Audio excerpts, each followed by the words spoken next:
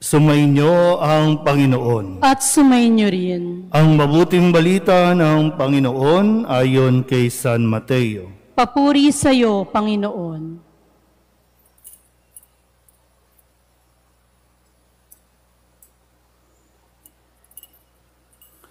Si Jesus ay ipinanganak sa Bethlehem ng Judea noong kapanahunan ni Haring Herodes. Dumating naman sa Jerusalem ang ilang pantas mula sa silangan at nagtanong-tanong doon, nasaan ang ipinanganak na hari ng mga Hudyo? Nakita namin sa silangan ang kanyang tala at naparito kami upang sambahin siya. Nang mabalitaan nito ni Haring Herodes, siya'y naligalig. Gayon din ang buong Jerusalem.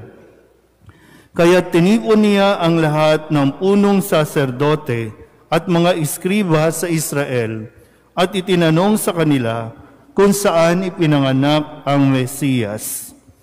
Sa Bethlehem po ng Judea, tugon nila. Ganito ang sinulat ng propeta.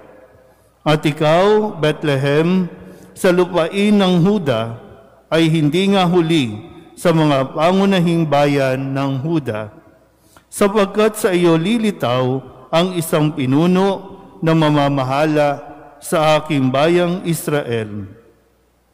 Nang mabatid ito, lihim na ipinatawag ni Herodes ang mga pantas at itinanong kung kailan lumitaw ang tala.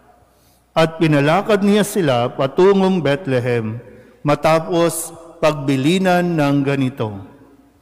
Humayo kayo at inyong hanaping mabuti ang sanggol. Kapag inyong natagpuan, ibalita agad ninyo sa akin, upang ako may makasamba sa kanya.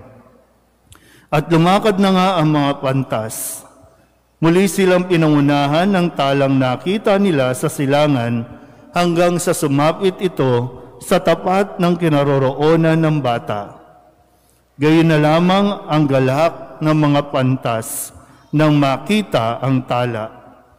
Pagpasok sa bahay, nakita nila ang bata sa piling ng kanyang inang si Maria. Lumapit sila at nagpatira pa at sinamba ang bata. Binuksan nila ang kanilang mga sasidlan at inihandog sa kanya ang dala nilang ginto, kamanyang at mira. Nang sila'y pabalik na, sinabi sa kanila ng Diyos sa pamamagitan ng panaginip na huwag na silang babalik kay Herodes. Kaya nag-iba na sila ng daan pauwi. Ang mabuting balita ng Panginoon. Pinupuri ka namin, Panginoong Hesukristo. Isang magandang umaga po sa inyong lahat. Merry Christmas and a Happy New Year sa lahat. Ngayon po ay nasa panahon tayo ng Kapaskuhan o Pasko ng pagsilang ng Panginoon at matatapos ito sa susunod na linggo kung saan ay ang pagbibinyag naman sa ating Panginoon. At papasok tayo, babalik tayo doon sa mga karaniwang panahon. So Christmas season pa tayo, may 1 week pa, no? May 1 week pa ng panahon ng Pasko. At ngayon po, ngayong linggo ay ang dakilang kapistahan ng pagpapakita ng Panginoon o Epiphany Sunday. Marami akong nakikita na mga posting sa social media na ang kanilang pagbati ay Happy Three Kings. Hindi ito tungkol sa 3 hari. At hindi mga hari ang ating ipinagdiriwang ngayon. Unang-una, hindi sila mga hari. Nasanay lang tayo sa mga pelikula na nagko-conceptualize ng mga dumalaw kay Jesus nung siya ay panganak ay mga itsurang hari. Malinaw naman sa ating ebanghelyo sila ay mga wise men o mga pantas, mga nag-aaral ng tungkol sa kalikasan, mga nag-aaral tungkol sa bituin, at ito yung kanilang sinusundan sa kung ano ang mangyayari sa hinaharap o kung ano ang sinasabi sa kasalukuyang panahon. So, mga astrologists o kung ano man ng mga eksperto. Kaya sila ay mga scholars, matatalino, no? Pero hindi sila mga hari. Malinaw po ba? Pero siyempre, trip ng mga mamumuhunan o mga business mind o business-minded people na sige, gawin natin mga hari ang mga itsura nila. Kaya nagkakaroon tuloy ng confusion kung ano nga ba ang linggong ito. Hindi ito Three Kings Sunday. Ito ay Epiphany Sunday. Sabihin nyo nga po, Epiphany. Yan. Sa Tagalog, ang pagpapakita ng Panginoon o manifestation of our Lord. Nagpakita ang Diyos, nagkaroon ng mukha, nagkaroon ng kaanyuan ang Diyos na dating nasa isip lang, pero dahil kay Kristo na anak ng Diyos, isinilang nagkatawang tao, kaya nakita natin ang Panginoon. Malinaw? Yan. Pero siyempre, gaya din ng mga nakakasanayan, kala nila sa isang gabi nangyari ang lahat. Kasi kapag may mga bilin, no, pag inaayos na yung bilin, nandyan ang mga tupa, nandyan na rin yung tatlong pantas na ang itsura ay mga hari, inihaalay. Hindi sa isang gabi lang yan nangyari. Kaya, di ba, sabi kanina, no, sila yung mga nag-aaral ng mga, isa sa mga pinag-aaralan, yung mga bituin. Kailan lumitaw yung bituin? Naalala niyo pa ba ang kwento ng Pasko? Kailan lumitaw yung bituin? Sige nga, tanungin niyo na lang yung katabi ninyo. Kung kailan, kung alam ba niya? Kailan? Mga choir, kailan lumitaw yung bituin? Lektor, kung Pasko, na mismong pagsilang, lumitaw ang bituin. Nasaan ang mga pantas nang lumitaw ang bituin? Nasa kanilang mga bayan, nasa kanilang mga bansa. So kung bansa ito, pupunta ka sa Bethlehem, Judea, gaano katagal bago ka makarating? Hindi naman yung paglitaw ng bituin, halika, punta na tayo doon, 1 oras lang, nandun na. Eh yung kumpara sa mga pastol, nandun talaga sila sa paligid, yung mga pastol. Kaya sila ang unang nakakita sa Panginoon. Sumunod na yung mga pantas, pero matagal. Naintindihan ba? Kaya nga, siguro, no, base sa mga eksperto, pwedeng 2 taon pa bago sila nakarating. Nakukuha po ba kahit papano? 2 taon pa. Kaya nga, di ba, nagalit si Herodes, may bahagi ng ating ebanghelyo, nagalit si Herodes kasi hindi na bumalik yung mga pantas para i-report kung nasaan ang sanggol na ipinanganak.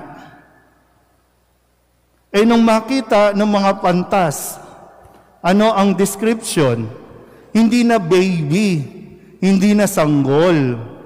Nang makita nila ang bata, bata na. Kapiling na si Maria. Wala sa picture si Jose. O pwedeng naghahanap buhay na si Jose.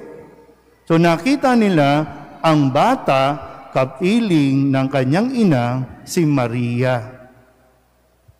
Yan. Nakukuha ba? So at least kahit pa paano, no, sana mas magkaroon ng kaalaman tayo tungkol sa ganitong mga kwento ng ating pananampalataya. Sige. Okay, so nakita na.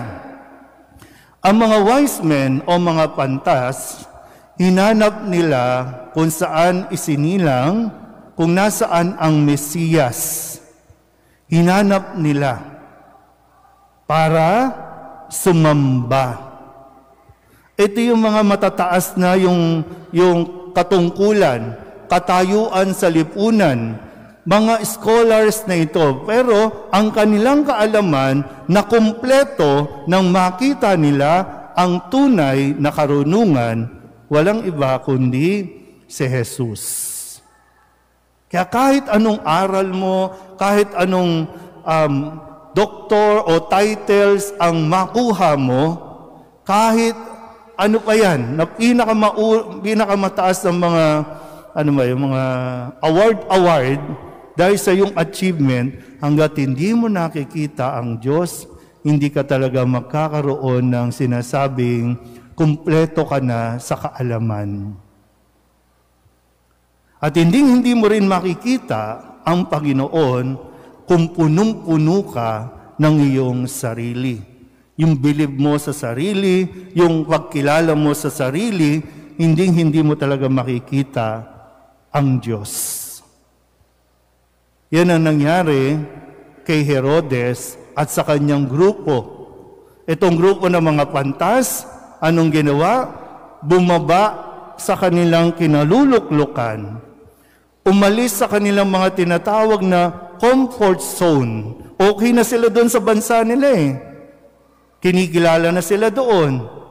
Pero umalis sila para hanapin at sumamba sa tunay na karunungan. Samantalang si Herodes, nandyan na mismo sa kanyang bayan, sa kanyang nasasakupan, pero hindi niya makita dahil para sa kanya, siya lang ang hari, siya lang dapat ang pinapanginoon ng kanyang mga nasasakupan. Kaya ang konsepto ng pagkakaroon ng Diyos, wala sa kanya. Kaya nabigo siyang makita ang Panginoon. Sabihin niyo nga muna sa katabi ninyo, huwag masyadong mataas. Diba? Kapag tayo, bilib na sa sarili natin, imbis na mapalapit tayo sa Panginoon, sa karunungang natatamo natin, lalo tayong napapalayo kasi ang Diyos kini-question natin dahil nga sa tingin natin matalino na tayo. Sapat na o higit pa ang ating mga nalalaman. Pero sa kasawiang palad, malayo pa pala tayo. Marami sa atin ngayon, no? At least, dito, gumising tayo ng maaga, pwede namang matulog na lang tayo maghapon, lalo na bukas kasi balik trabaho na ang karamihan, pagod tayo, pero gumising kayo. At nawa, hindi tayo mabigo sa pagdalo ninyo sa misa. Hindi tayo mabigo na uuwi tayong hindi mo nakita ang Diyos. Pero ulitin ko, kung gusto mo nating makita ang Panginoon, kailangan natin alisin ang lahat ng umahad lang sa atin, lalong-lalo na ang pagtingin natin sa ating sarili. Hindi tayo makukumpleto hanggat wala ang Diyos sa buhay natin. Hindi rin tayo matatapos sa pinakaasam-asam natin na kaligayahan na hinahanap-hanap din natin hanggat hindi mo nasusumpungan ang Panginoon. Hindi po magtatago ang Diyos. Kung gusto mong makita ang Diyos, magpapakita yan sa atin. Kailangan lang talaga natin matutong magpakumbaba, kailangan lang natin ibaba ang ating mga pagtingin sa sarili. Amen.